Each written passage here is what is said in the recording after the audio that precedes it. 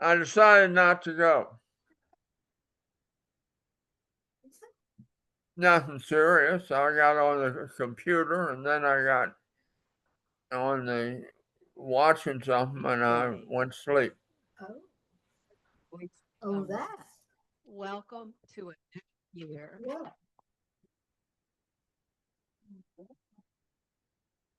We had a wonderful gathering last Wednesday evening. Among the highlights included the recognition of our outgoing and incoming officers and directors. Also, I chose my theme that night, and it's a year of inspired action. You'll be hearing lots about this as the months go on. Also, we had a special presentation of a Hickson Award to our past president, J.C. Taylor. Kudos to J.C. And Monday, we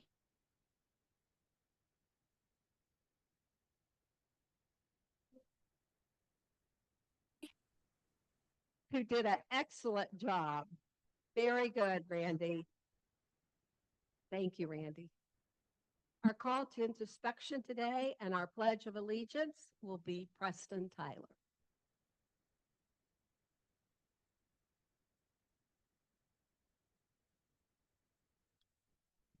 To Madam President, to everybody, all the Kiwanis, I want to say this. Um, I wear pink because I'm manly of a man to wear pink. But pink is for Breast Cancer Awareness Month in the month of October. And my grandmother lost her battle to cancer. And so I always wear pink in the month of October in recognition of my grandmother, who was my best friend. I saw her 52 times a year. That was every Sunday after church. But yesterday, something inspired me, and we're talking about inspiring. I was coming down Grandin Road, and on the, I don't know which it's Reeds, and then there's a street, and then there's a restaurant, and there's a man. And as I was coming up, it just caught my attention. And I saw this couple, they were eating, and it looked like that looking over top of those two eating. And it dawned on me that there's somebody that's looking over top of us right now. And Madam President, we are all looking over top of you right now to inspire you to do a good job. That's my introspection. I pledge allegiance to the flag of the United States of America and to the republic to which it stands, one nation, under God, indivisible, with liberty and justice for all.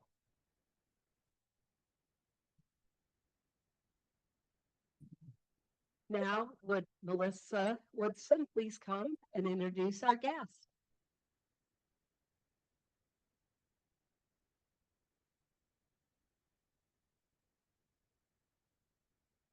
Highlight of my day. Interestingly, the two guests are both children of the Kiwanis members today. The first is Dana Young, who is the daughter of Luke Young, Dana, and Miles Rouse, who is the son of Chris Rouse. Welcome.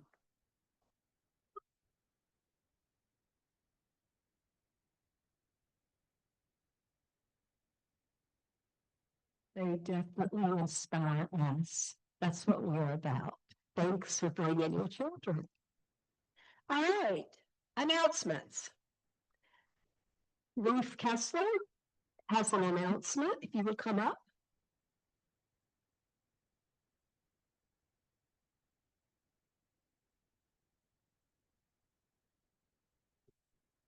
Thank you, President Joyce. I like the sounds of that. I'm sure she does, and hopefully John does too. Anyway, uh, Spoke here just recently about her saying for the year or whatever of inspired action. Back in September, we had a morning board retreat, and Joyce introduced this concept to us, and as she did in somewhat same way at her installation last week. She, at that point, sort of challenged the people in the room to come up with a discrete a way that our club could be involved in a specific activity that would put us in the community as a indication of inspired action. Well, I was right on it. And within a week, I proposed to Joyce that there was an opportunity I knew about for us to provide some volunteers for the fall fundraiser at the West End Center. It's the Spooky Sprint. It's sort of a half race and half Halloween party that occurs on the 25th of October. They need some help from about 8 individuals to serve as course marshals and to help monitor some of the fun activities that the kids engaged in. So here is your first offering for inspired activity under President Joyce. Have some sign-up sheets on the table. Please sign up. I have a pen here in my pocket if you need a pen. It would be perfectly all right to show up wearing your Kiwanis t-shirt, but it is a Halloween activity, sort of, and the West End Center staff would really like for everybody to show up in some sort of costume. So this is your first opportunity. I'll remind you again next week.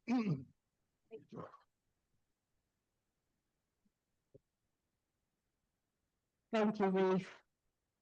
Here we go. Action, action, action. Our first line to be with the West End Center at their, it's called Spooky Sprint. Thank you, Reef. Now I have the lobsters. And Tracy is going to give us a lesson about the lobsters.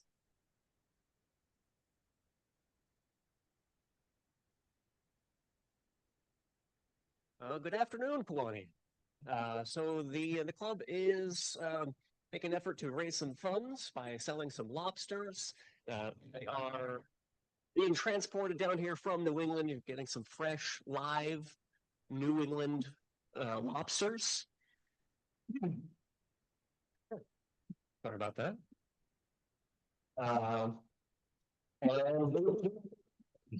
So you'll see some sign-up sheets on your tables. The lobsters are $25 per lobster, and so please sign up. Let us know how many you want, and we'll make the arrangements. We'll let you know. We still have to work out some logistics as to how they're going to be transported here and where the pickup location is going to be, but we'll get that sorted out before November 8th. No, they will be live, delivered. Yes, they will be delivered fresh and live. Oh. Our information said they were live, so I don't know. I'm gonna double check. Okay. We'll get that ironed out. Fair enough. Thank you. Thank you.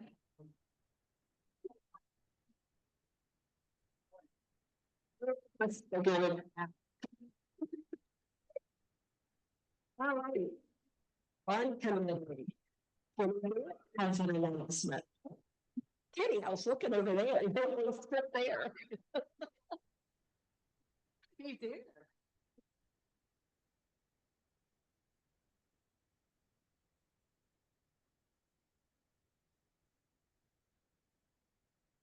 I'm Kenny Brooks. I'm here as a representative of the Fund Committee.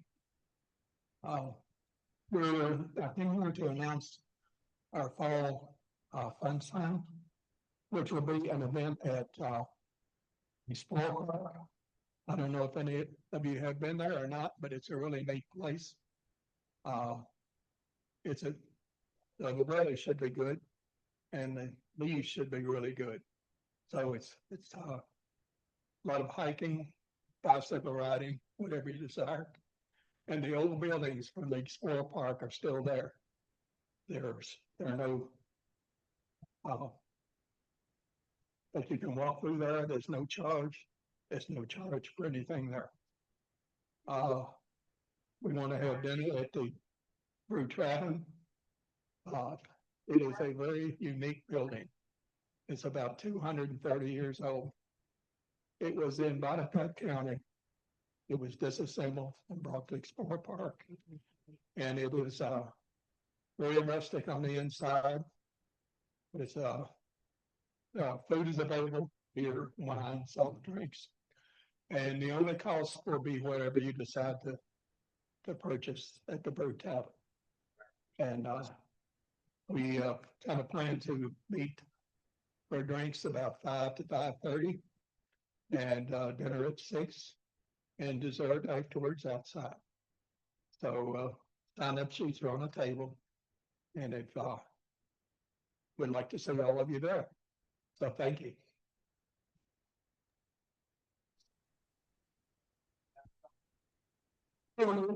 It's the date. Oh, I'm sorry. Sorry. October 18th. October the 18th. Yeah. Your sheet say the 25th.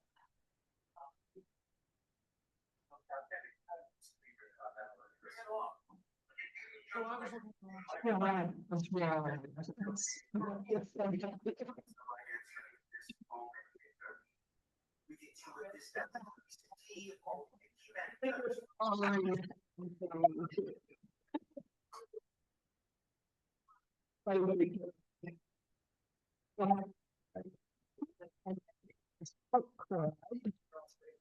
Was going in and out. Book club meets next Wednesday at 5:30 at Anderson and Reed. And that's Mike Bell's office. So book club next Wednesday. All right, we have time for brag box. I have some people who have already asked for it. Jackie, Harry, Dave Spangler, anyone else that would like one? Whoa.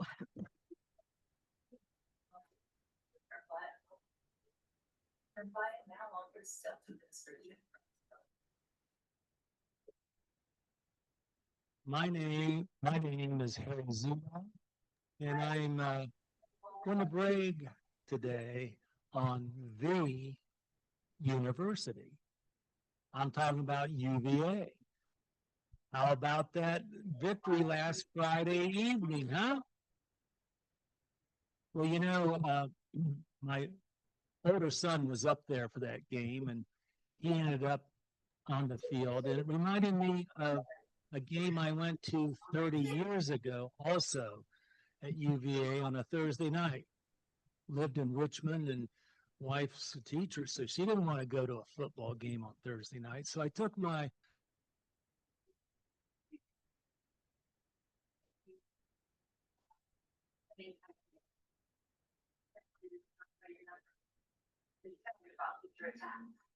So I asked my doctor if I would get you more. He ran some tests and recommended adding Placenta.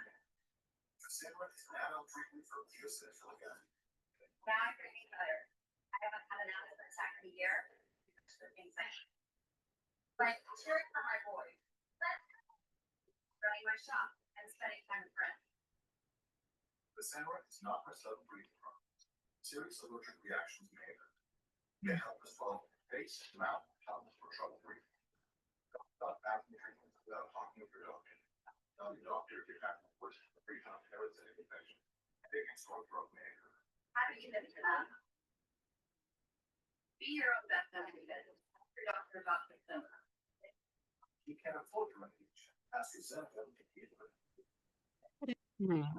Well, you all have suffered through me over the years talking about my grandson.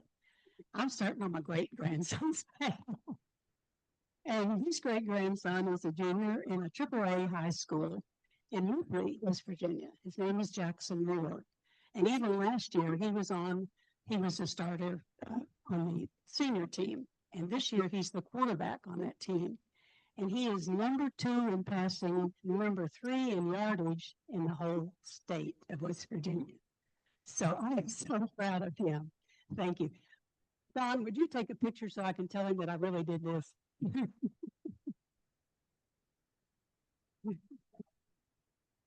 Yeah. Thank you.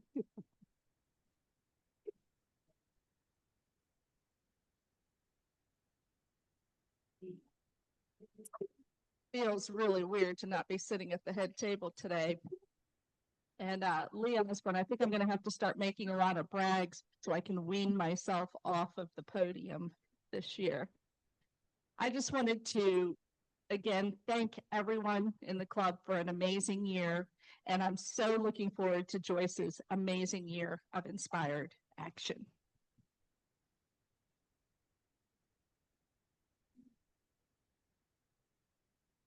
So of all the many community outreach programs that Evergreen Memorial Trust Cemetery Company puts on, our most popular is our annual historic walking tour, and that's taking place on Sunday, October 12th at 2 o'clock. You all are invited to come, hear a little bit about the history of Roanoke. We'll have some actors portraying some different folks there. And Preston, you were talking about James Tarpley. That's painted on the side of Rockfish Restaurant. James is buried at our cemetery. So come on out on Sunday the 12th at 2 o'clock and have a little stroll where the dead people live.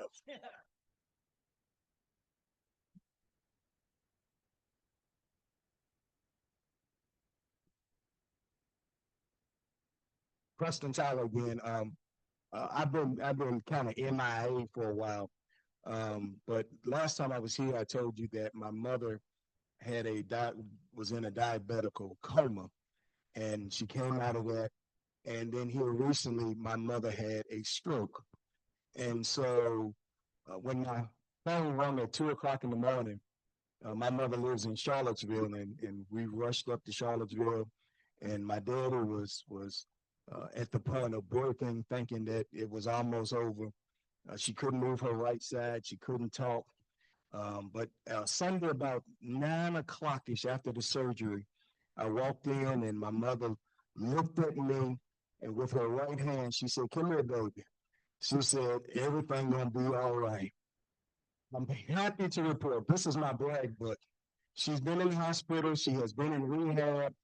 We went to see her on Friday, where the UVA game was, and they were actually tailgating in the rehab center.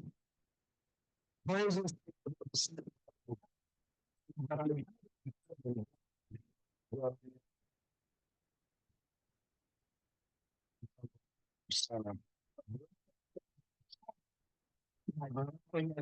So that's my brand.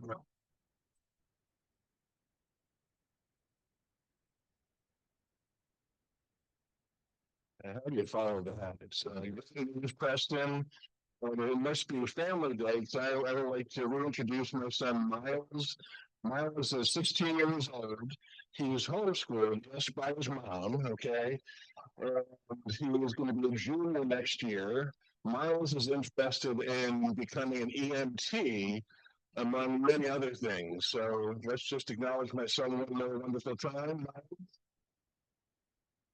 Always proud to be with him. Now I do have a brag. I'm going to have to give you $10, okay? So here's that only change. This is a very important brag. In addition to having my wonderful son here, I'd like to talk a little bit about somebody in the back. Her name was Valerie Brown. All right. You have heard me talk a lot about the Greater Williamson Road Area Business Association, right? Well, most of you probably know Val is the executive director there. I'd like to first just thank Val for being Val.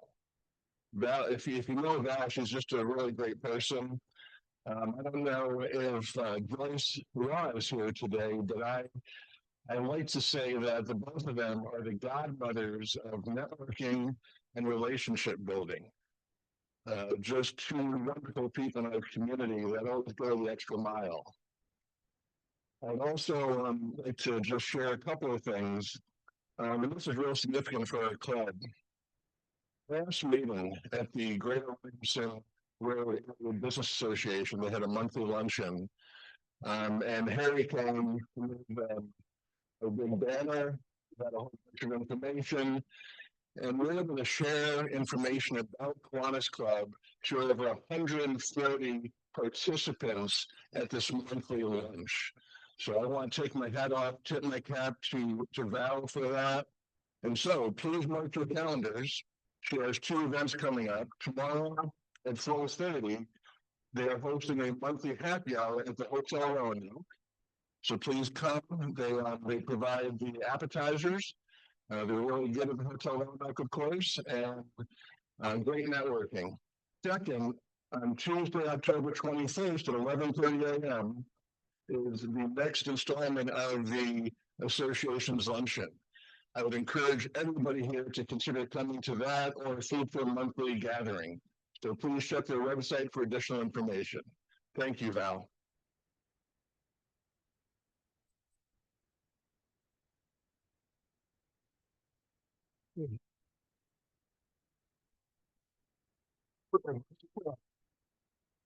Somehow, 6 months.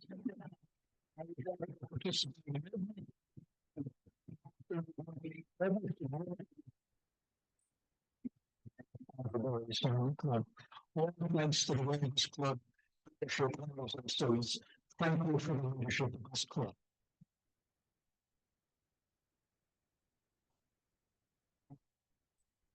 It's a lot of fun,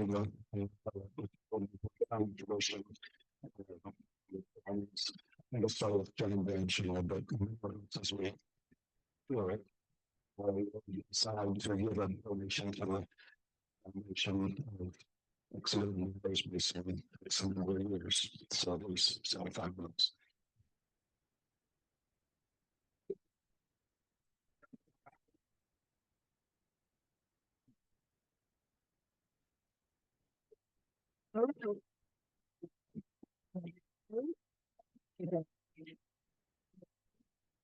And then for the foundation. Some beautiful ground. Time to do something.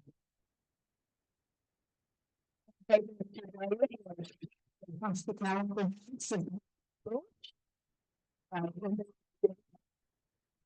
Chinese food.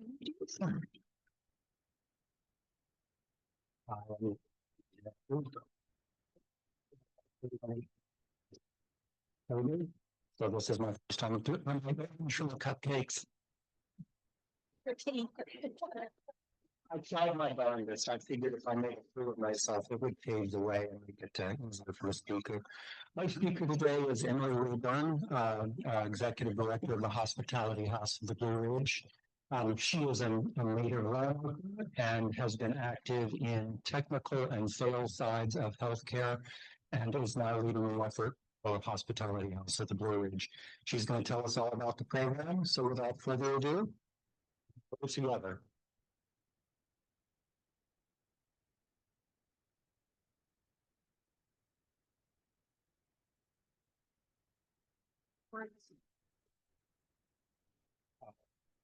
That's okay. I think it'll be okay. All right. Good afternoon, everyone. Thank you so much, Joey, and thank you so much to the leadership of this club for having me. Some of you some of you have already heard of Hospitality House is, then experience for a hospitality house and therefore today. Before we get started, I thought I'd just begin by telling you a little bit about myself so you know who you're talking to. Just as mentioned, I was born hospital. I did my growing up in Franklin County, and as you can imagine, all the things that entail. Yes, we encountered things. Yes, we did the vacuum moonshine.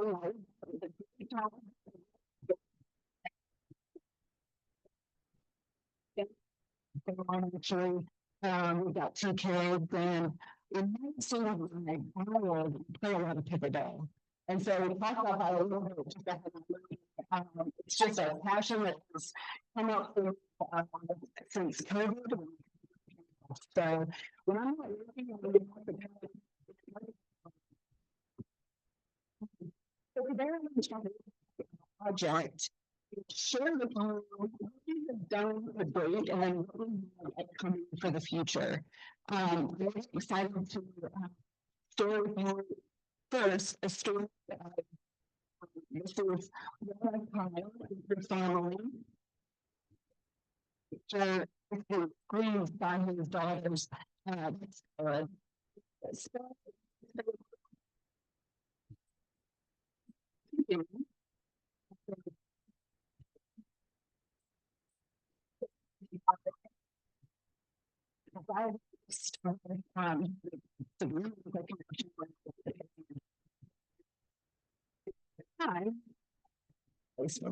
the kids for Dr. to Richmond.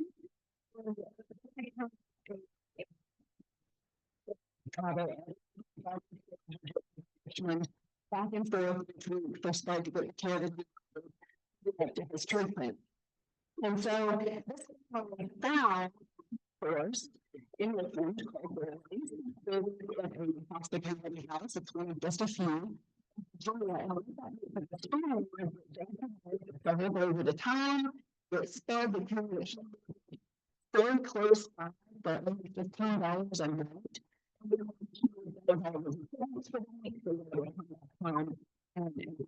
So I want to share this story.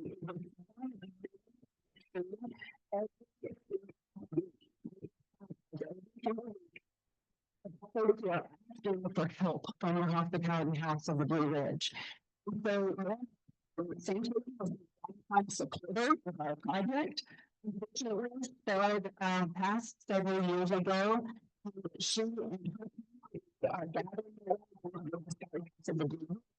to support us in the way they can, because once again, folks like her are serving in the pocket communities of Southwest Virginia. So I'll bring that up and just serendipity. Just want to share the definition really quickly because serendipity is throughout the story. The appearance and development of chance and identity in a beneficial way. A fortunate stroke, serendipity is like partner used in a sentence.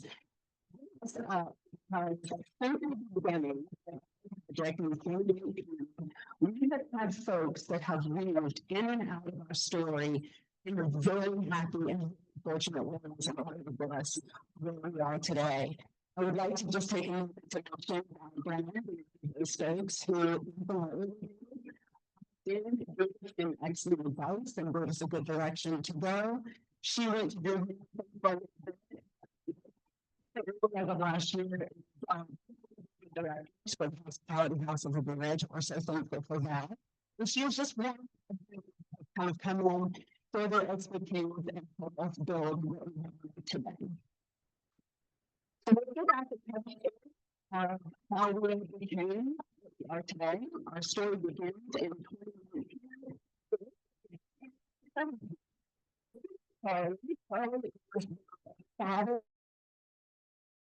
Aunt Julian.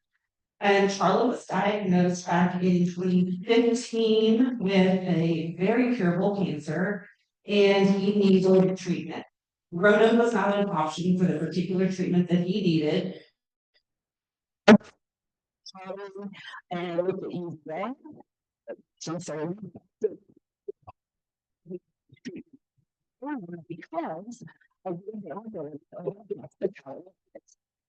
the that hospitality house is called the CQ House, standing for credit for the territory from months and months of treatment from Friday to come again, but the whole family of story and advancing larger reaction that was really just much more of receiving his treatments.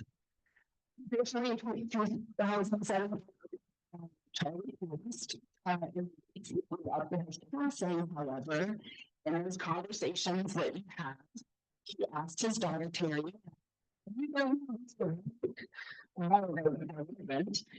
said, So that's what the idea for touring to hospitality has to run because we know it's just doing centers, other industrials, in Southwest Virginia. So it's kind of the thing that got this started. In 2019, started down the folk everybody's interest in helping with this mission. She went ahead and got a 501c3 account, started establishing our board of directors and our board of advocates. At that time, I met with Terry, the board of directors. So it was personally been with this organization since 2019.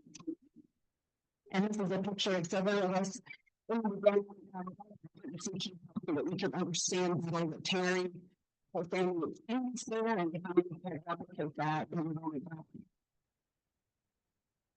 So jumping ahead to 2020, right? And 2020, it's a tough year. And some grassroots funding, kind of opportunity to lay down a lot of let's get the fight, and his friends got together and said, something really wrong, we're going to put this cause. And so they found out together, they did a 5K, tattoos, they shaved their hair, they did all the programs to raise $15,000 for the hospitality house. Completely. And so we were so thankful to the verified story. We posted that, we shared that, we got to the people involved in their own. I decided to from the southern part. It was really nice. I think I was $12,000, not $12,000.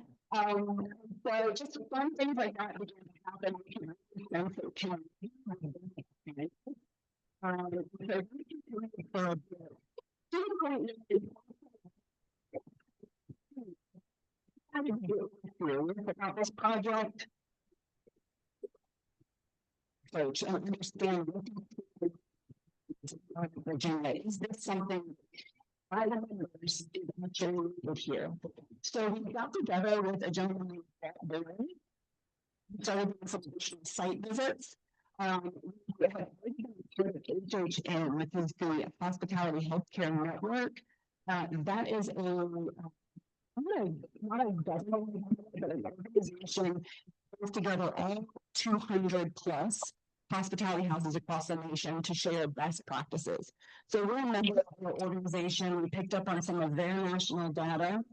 We interviewed folks at our local hospitals, and then we began to figure out what it would look like to build this building, both from new construction standpoint, that might look like to remodel a building that's already in existence.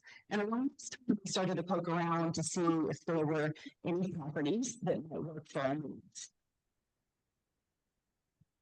So as I mentioned about houses across the nation, you can see Lynchburg, Charlottesville, a couple in Richmond, and there are several in North Carolina.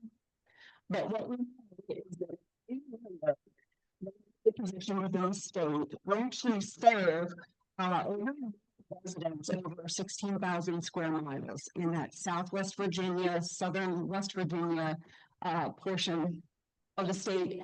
And so all of these folks typically come to Roanoke for their medical care. So we see a huge need right here to be able to serve the folks that are already here. A couple of other things that we discovered when we did our research is a hospitality house is a home away from home. So I want to look at that picture for a moment. A hospitality house is a place where patients and families who are experiencing a medical crisis and traveling a long distance to receive care for that medical crisis, it's a place for them to stay. Now, unlike a hotel, it's a place that feels like home.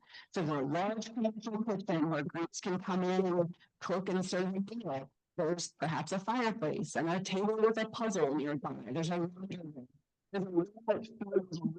comforting, just like home. It's kind of like getting a hug at the end of the day. So important for people who are coming to the hospital, which feels home and institutional. They feel like they're coming from home. Share private rooms, different ways. Sustained by generosity, that hospitality houses that they're funded by guests, donations, real sponsorships. It's a healing environment. It's volunteer community driven. So these are just a few of the attributes that hospitality health has in order to be successful. A little more information we found out. In fact, hospitality houses can help with patient outcomes. We know that when stress is reduced by the caregiver, that ultimately reduces the stress that the patient might be going through. So you'll see here statistics related to reduction in stress and anxiety for caregivers, and then 83.8% is improved patient outcomes because of the availability of hospitality. In our research, we also took a look at what expenses might be after opening. Again, this is based on what we see throughout the rest of the country. This is an example of what years 1 and 2 would look like from an expense standpoint, from a revenue standpoint. Hospitality house model unique is that others that are similar, 50% of our revenue comes from guest stays. So that means people to stay, but then might pay $15 a night up to maybe $45 a night at the max. So it's really buying for being there. It's not a free place to stay, but it says, okay, I'm here, this is what I can pay. Jumping ahead into 2022, I'm sorry, 23 and 24, we serve over 350 nights. So patients and their families from 7 different states and 32 counties. So that means we had folks without having a building. So let me back up and be really clear about this. How are we serving them? We started to get phone calls in 2021 from people who are thinking we don't have a building yet. And so a patient fund, and we started a partnership with Howard and to get a reduced rate in order for us to help serve the people who are calling us, because it was heartbreaking to get those calls every week and give them a place to stay.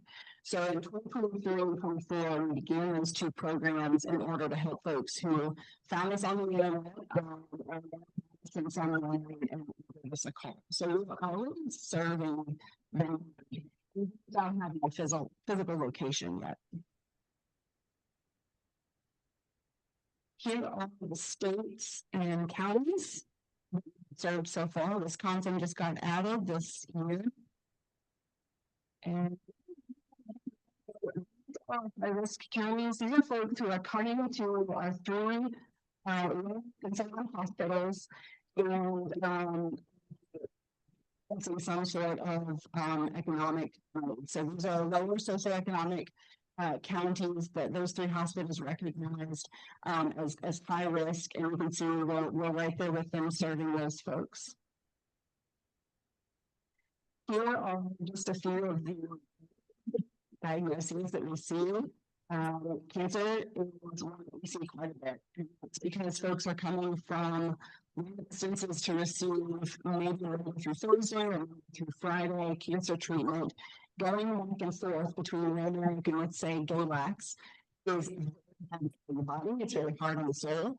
And so we're seeing a lot of referrals coming in from oncology to stay with us while folks are going through their cancer treatments. Okay, so the need is there. We determined we're already serving folks. So I'm really happy to share that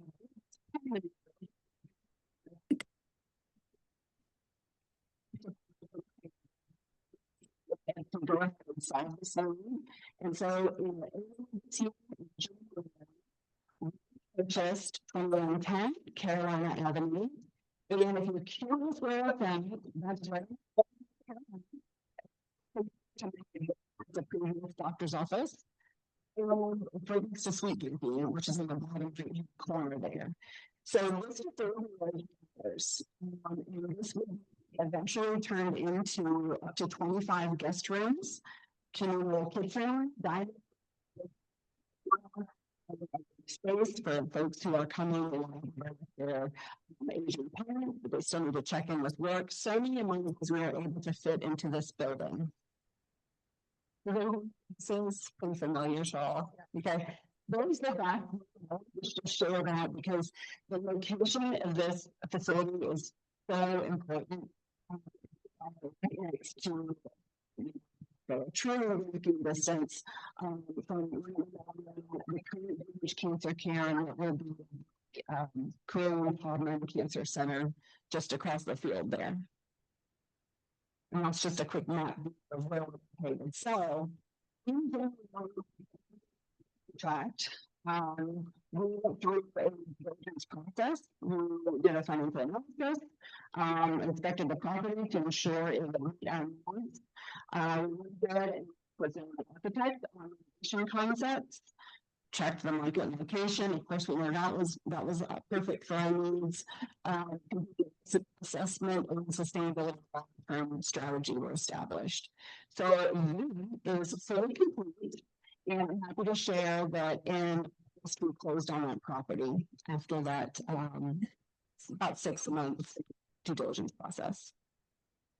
Take a couple of pictures of the inside of our doors and the board of advocates who came over a tour and start to work through the concepts of what this building will eventually look like. And here,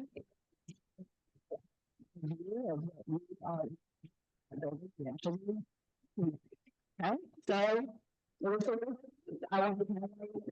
to the lights that we've got an extension built out. And this does a couple of things. Some ability for us to have more rooms within this building. Also, this opportunity to have some green space. This property is currently in a city block. The green is that's wonderful. Tiny houses across the nation is that folks are looking to get out of that institutional feeling that they've had all day in hospitals, and they do want to be surrounded by fresh air and green space. So you'll notice we've designed a rooftop terrace that's in the upper level there. We're really excited about these concepts. Of course, they're you can see lots of changes and design choices as we move along. This is the MAC view. It's going to be difficult for you to see, so I do have some of the concepts up front here if you're interested in what that might look like. This is the first floor, and I just want to emphasize how important the design is in this floor, because it is, again, the feel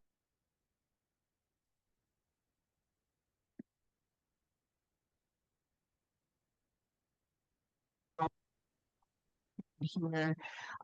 Community groups will come in to serve meals, offer chaplain care, perhaps offer entertainment. Lots of coming those folks who are going through the worst possible scenarios feel that they're a little more. Second floor is primarily guest rooms. We have a laundry room available. And the third floor allows for a meditation space in that upright corner, and you can see the exit to a Four Seasons room for that green space that I spoke about, as well as the rooftop terrace. So, quick little timeline here, and then I hope you guys will have some questions for me. Once again, January 2nd, we put our property under contract, went through that due diligence period, closed in August. Here's what we have upcoming. In January 2026, we are launching our capital campaign to raise the funds required to remodel this space. And so please be on the lookout for that. We'll come back as a guest speaker and share a bit more about that capital campaign once we get it started. In summer of 2027, we hope to break ground. And in the fall of 2028, assuming everything is smooth as it always is with construction and on time, doors. You can help us. First of all, chat with me at the end. I'll be a little bit some information to share. We've got a great website. Our website's going to be updated within the next couple of months. Some more information to fresh look. Once you learn, speak with your friends and family, folks in your network. If you know someone in that neighborhood, someone in that organization that would love to get involved with us, share our story. You understand it now. Building. Share that story with folks and get us connected with them. You know, serendipity piece. Okay.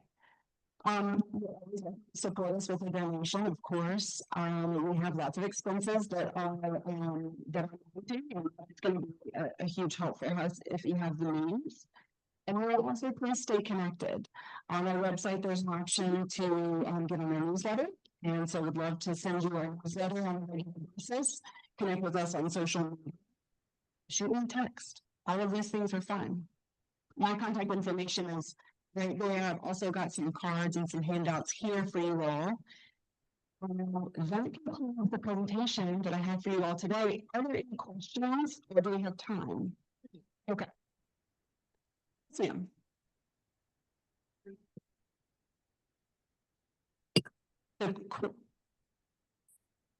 Great question. So the question was, what is the criteria for a guest to stay in a hospitality house? The hospitality house in our terms is for adult patients only. Okay. One Donna House serves kids and their families, and they do a great job, but we are adults only. So the patient must be over the age of 18 and from 50 miles away.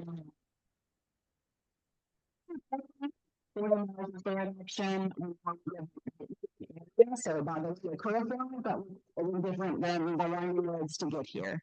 But they want started outside of the Roanoke area, traveled here for their medical care. Beyond that, only one of us can stay in the hospitality house. It is not at all based on eligibility.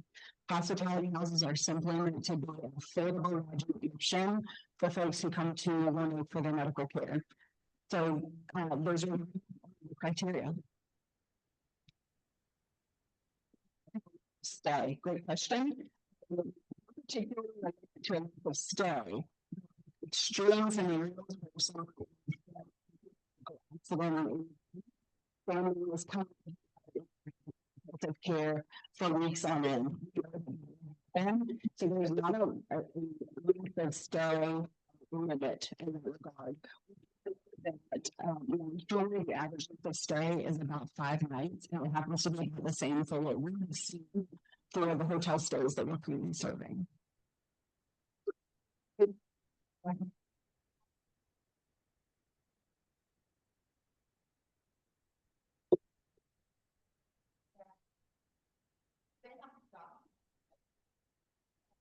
Okay, so the question was, do they have to document their medical condition? Yes, and it's really think of it in terms of priority. So if someone is, if we've got a house and someone calls because they've got outpatient surgery tomorrow, get a room. Because it's a scheduled surgery. Yes, they might live in Bluefield, West Virginia, but it's scheduled and the full house. Yeah, exactly. More of a triage situation. So we have the ability to determine that internally. HHN, the hospitality network I mentioned, they have kind of been through all of this and have documented best practices for what a triage should look like. So it's nice because we don't have to make it up as we go. Folks who have already gone through this. Exactly.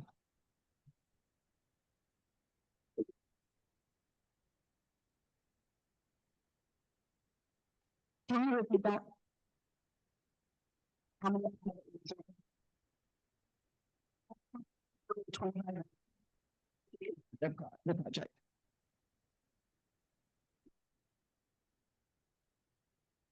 So in January, expecting to be $6.5 million.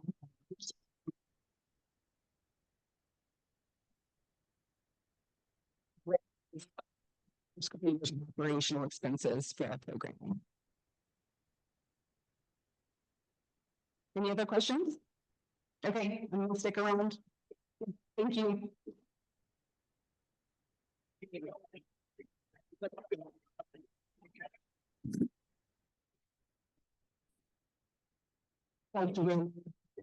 I can give you a personal testimony to exactly what she's talking about. When my wife John, I had a child that was traveled to Nebraska for 3 months and to Seattle. They consider hospitality is hospitality house, but it's a godsend to people to stay that town. Places. So I'm so happy that our hometown are very important. And that and when it was asked for hers to go to the hospitality house of the Blue Ridge for honorarium. Thank you, sir. You're so welcome. Thank you. Just about through.